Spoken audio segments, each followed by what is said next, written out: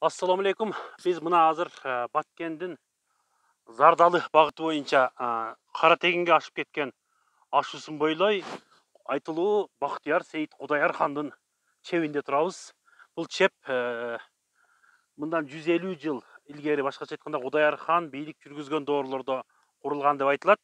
Бул жер негизинен ар түрдүү версиялар айтылып келет. Бул жер бир четен жана кербен сарай десе, экинчиден ошол азыркы биздин тил менен айтканда аскердик база сыяктуу кызмат кылган. Өзүңүздөр мына көрүп тургандай, бул жердеги тешиктер ошол эң кырдан туруп алып туруп, келген душманды узактан атып, же болбосо ошого жараша байкап туруп кабыл ала тургандай бир шарт түзүлгөн.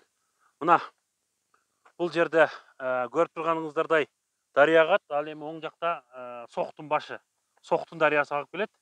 Ушул жерден убагында мына дубалдарды курдурган кезде сууну чакалап, кишилерди катар тизип туруп, кишинин эмгек күчү, маңдай тери менен, керек болсо кишинин каны менен курулган мындай каардуу ары мындай чеп деп айтылат.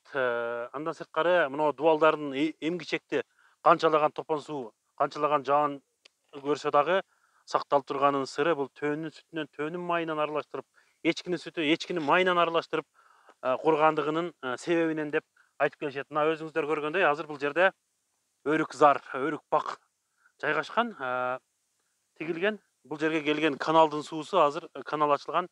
Ошол суунун дагы пайнабы деп коет бизде. Ошол суу чыгып отуруп, көптөгөн дубалдар бул жерде урап түшкөн. Негизи бул Кыргызстандын атайын бул тарыхчылары тарабынан жакшы демилгененип, бул мамлекеттик деңгээлде көңүл бурула турган бир туристтик жай курса болчудай. Ошол негизинен.